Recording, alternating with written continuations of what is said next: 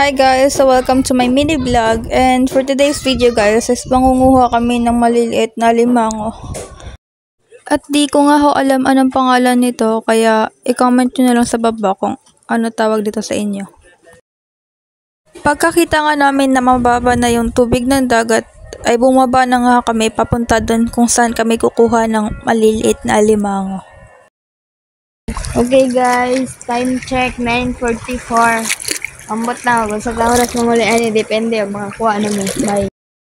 Dito nga guys ay nahirapan kami makahanap ng alimango kasi malabo pa yung tubig ng dagat. Kita og tarong. Wait lang. Naka-shade na ka tas pagka mo ni pakita. Flashlight magtarong. So, ito ho yung first catch namin for today's video guys. So, tignan nyo. Proud na proud pa ako dyan. Habang tumatagal guys, ay nasasanay na kami paano kuhanin yung maliliit na limango. Nakakaano lang siya kasi unti-unti ring sumasakit yung likod namin. Nagulat pa ako dito guys kasi munti ka nang mahulog yung alimango. At nung nakita ko nga marami na kaming nahuli, ay naisipan na namin bumalik kasi nakakangalay na din tsaka masakit na yung likod namin dito. Time check. So ready. 10:47. Og nalakaw mi kaganina 9:44. 1 hour lang at hindi ko na. 1 hour lang and 1 hour and 3 minutes. Abot namin. And it's so hard. Sakit na kayo sa likod jud, promise.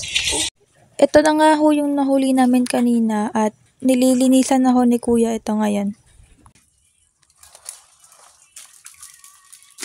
Habang nag-aantay kay kuya na matapos ay binali ko na nga yung matataas na kahoy at sinimulan ko na ding magsindi ng apoy.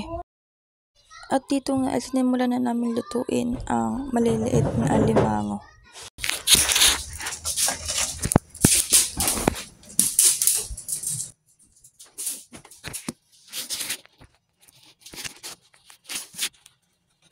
At hanggang dito na nga ho yung video kasi di ko na ho napicturean o na-videohan yung alimango dahil sa sobrang antok ko. Anong oras na kasi yan guys, kaya natulog na lang ako at sila kuya na lang yung pinagbantay ko sa aming niluluto. Thank you for watching guys, and if nagustuhan niyo yung video namin is kindly like and share. Shares lang.